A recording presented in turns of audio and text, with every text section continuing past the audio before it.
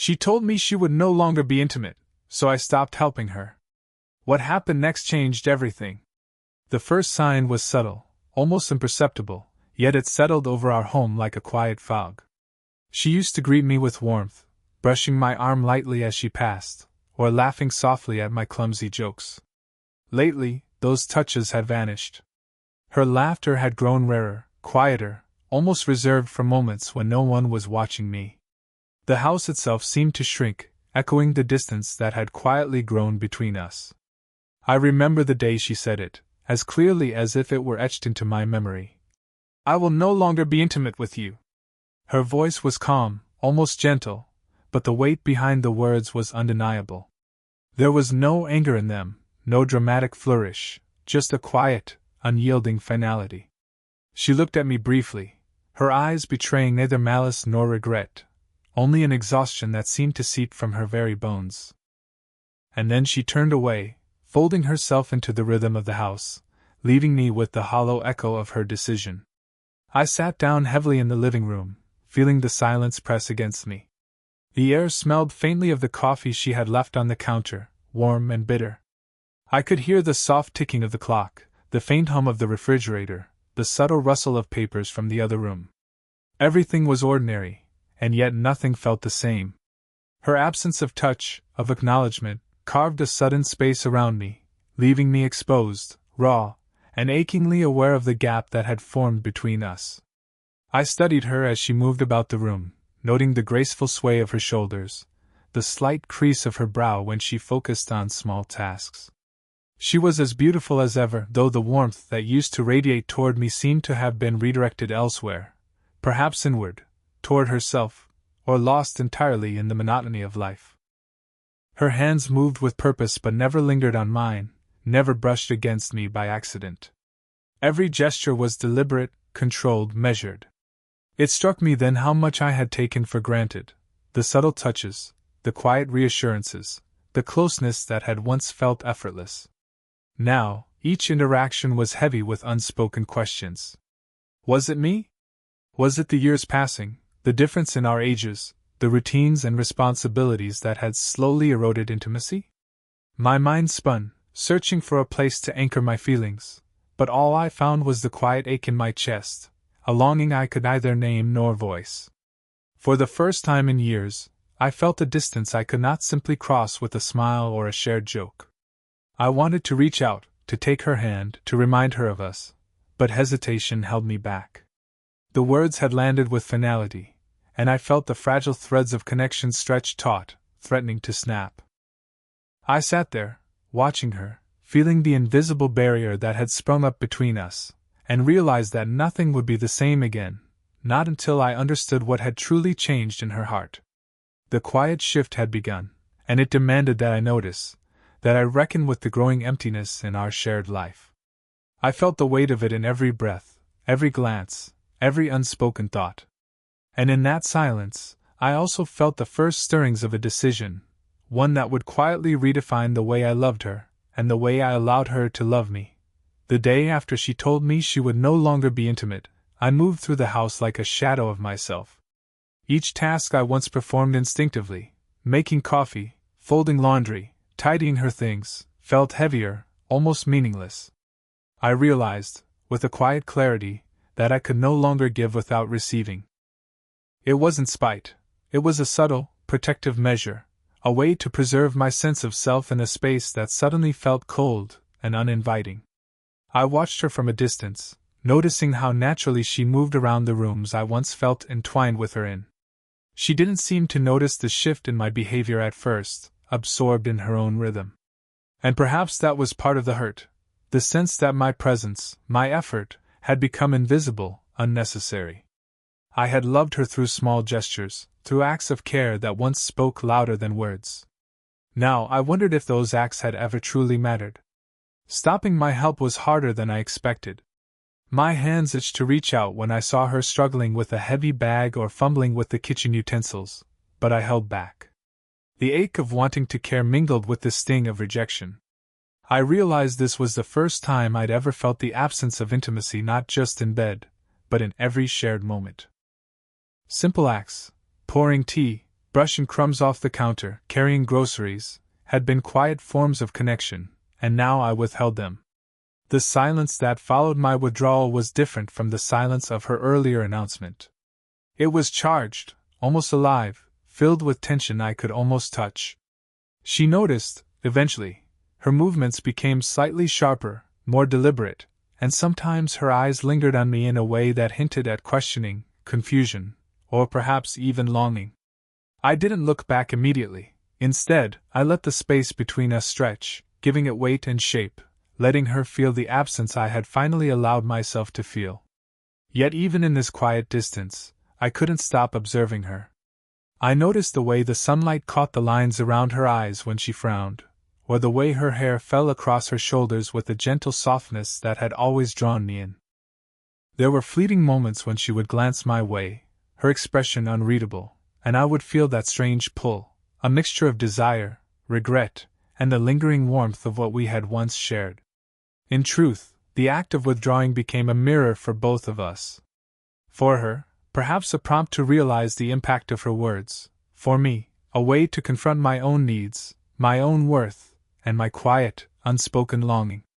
It wasn't punishment, though it carried a weight that could feel like it. It was self-preservation, a subtle reclaiming of my own space, my own voice, in a relationship that had suddenly grown unbalanced. That evening, I sat alone in the living room, the house hushed around me. I could hear her soft movements in the kitchen, the faint clink of dishes, the sigh of the refrigerator.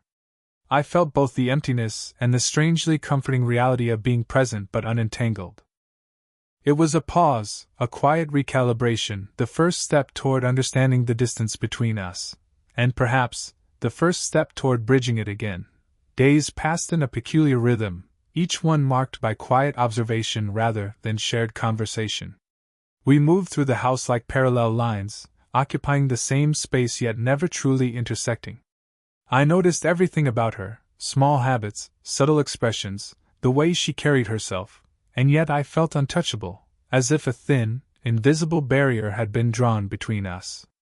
She would stand at the kitchen counter, peeling vegetables or stirring a pot of soup, her movements precise, graceful. I watched the way her fingers curved around the knife handle, knuckles pale under the pressure, the quiet hum of concentration on her lips. Sometimes she would pause and glance out the window, lost in thought, unaware of my presence.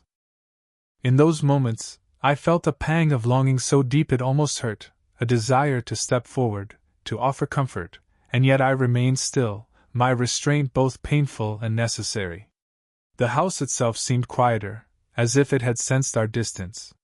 The hum of the refrigerator, the faint creak of the floorboards, the ticking of the clock, all became amplified in their familiarity.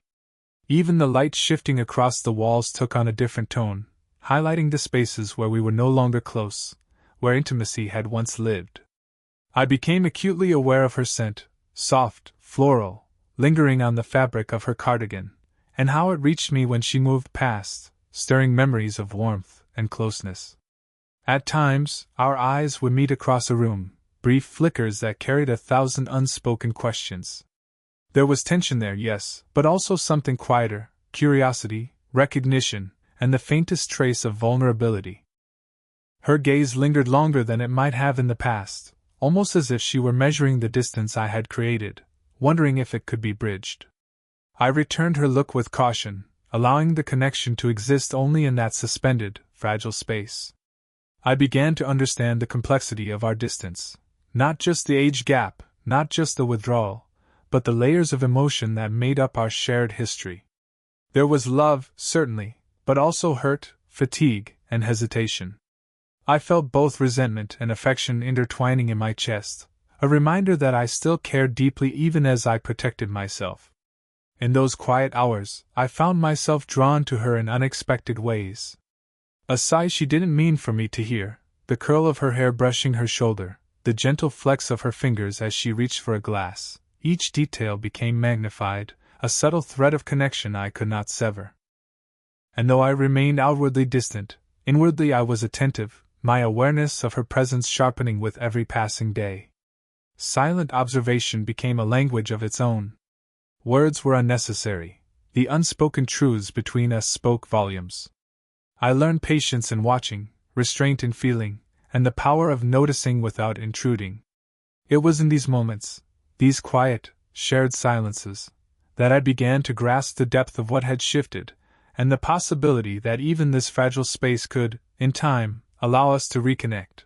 The silence between us had stretched long enough to feel almost unbearable, yet life insisted on moving forward.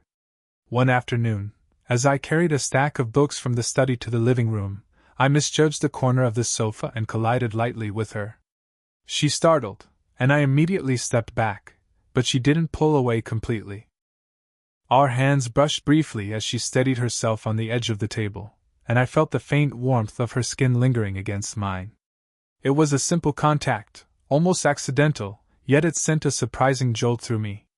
Her eyes met mine, wide for a fraction of a second, and there was a softness there, a flicker of recognition, of curiosity, perhaps even a hint of regret. Neither of us spoke, but in that pause, the air seemed charged, electric in its quiet intensity. Later, while tidying up the living room, we found ourselves reaching for the same cushion. Our fingers collided again, a brief touch that neither of us could ignore. She smiled lightly, almost shyly, and I noticed the gentle crease at the corner of her eyes, a small, humanizing vulnerability that had always drawn me in. The closeness was subtle, nothing dramatic, but it felt intimate because it had emerged naturally, without expectation or demand. I realized then how much I had missed the simple physical presence of her. Even as we maintained distance in words and actions, these tiny, accidental touches reminded me of what had always drawn me to her warmth, her elegance, the quiet steadiness of her body in the space we shared.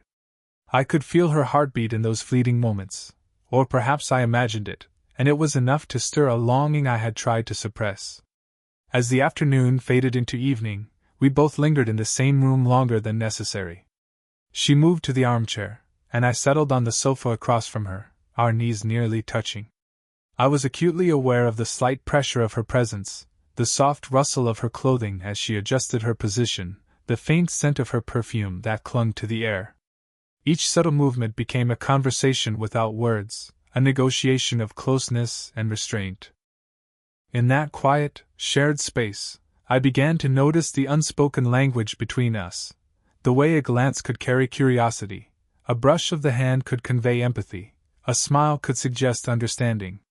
These moments were fleeting, almost imperceptible, yet they mattered more than anything else in the house. They reminded me that the bond between us had not disappeared, it had merely been buried beneath layers of hurt, pride, and hesitation. By the end of the day, the air between us felt slightly warmer, less guarded. Nothing had been said explicitly, and yet something had shifted. Accidental closeness had opened the door to possibility, hinting that the emotional distance we had allowed to grow could, in time, be softened. And in that realization, I felt both hope and a quiet, aching anticipation for the next small, unplanned moment that would bring us closer again. The night had settled softly over the house, wrapping everything in a quiet, almost reverent stillness. She sat at the kitchen table, the dim light from the overhead lamp casting gentle shadows across her face. I hesitated at the doorway for a long moment, unsure if I should disturb her solitude or remain in the hallway, lost in my own thoughts. But something in her posture, slightly slumped shoulders, a hand resting idly on the tabletop, drew me closer. I slid into the chair opposite her, careful to respect the space between us.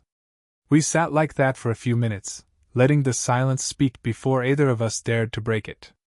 Finally she spoke, her voice low and steady, but tinged with vulnerability I had rarely seen. "I didn't mean to hurt you, it's just... I've felt so exhausted, so distant from myself lately." Her words tumbled out slowly, each one weighted with honesty.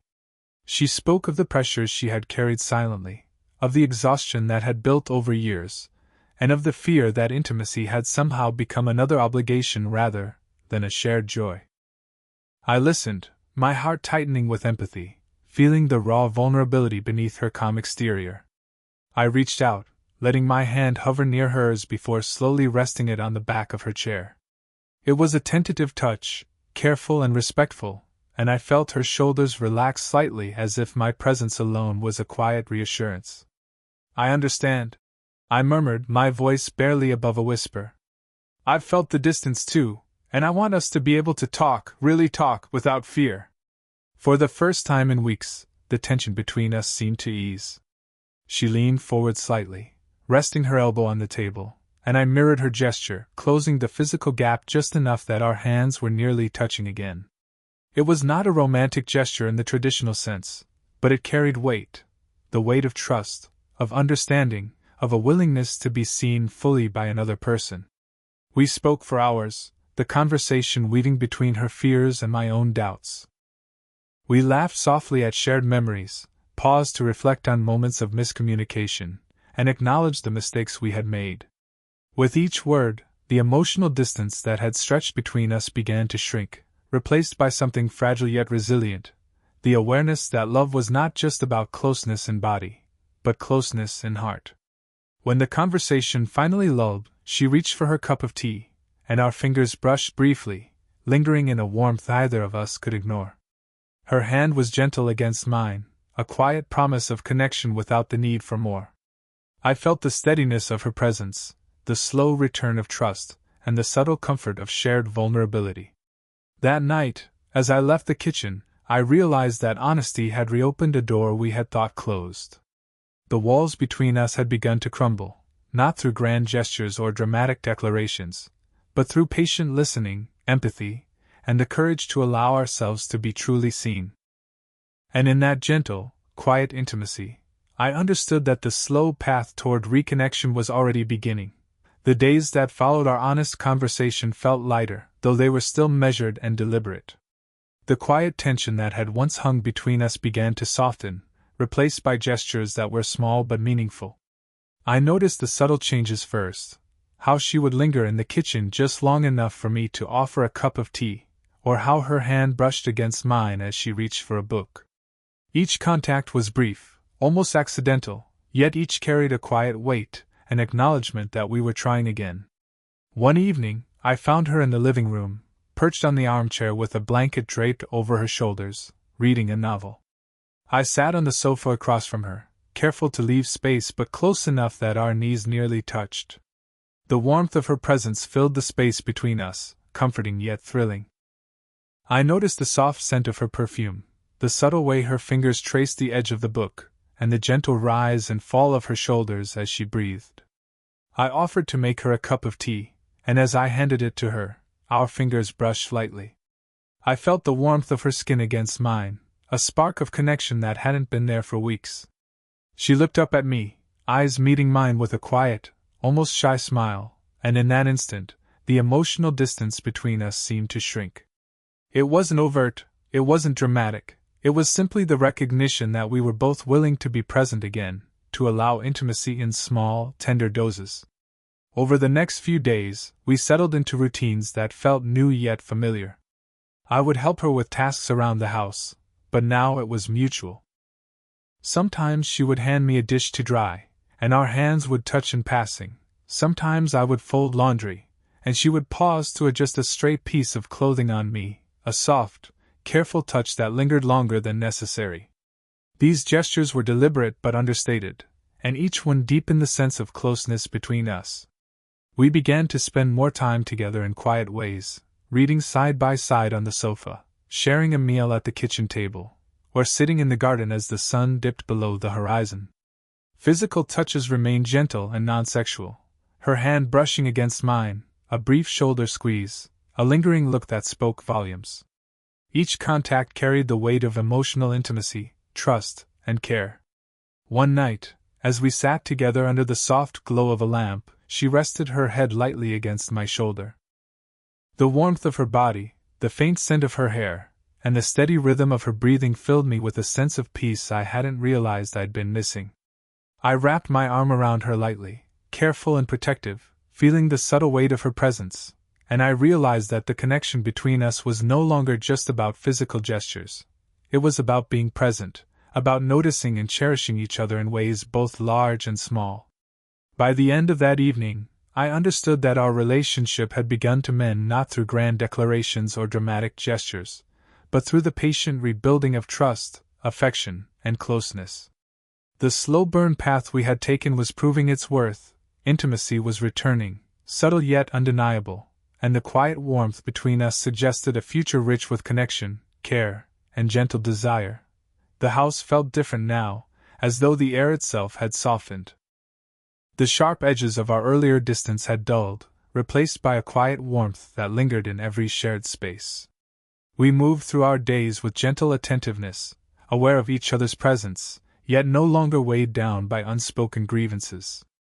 It was in the little things, the brush of a hand as we passed in the hallway, the shared laughter over a trivial joke, the way our shoulders might touch briefly on the couch, that the depth of our renewed connection revealed itself. That evening, we prepared dinner together, the kitchen bathed in the soft, golden glow of overhead lights. She chopped vegetables with her usual careful precision, while I stirred the simmering sauce. Our movements intersected naturally, a hand brushing against another as we reached for the same utensil, a fleeting glance that lingered just a heartbeat too long. These small gestures, once so ordinary, now carried a weight that spoke of trust regained and hearts cautiously opening. After dinner, we lingered at the table, savoring the silence that was no longer empty but filled with presence. I reached across and rested my hand lightly against hers. She didn't pull away.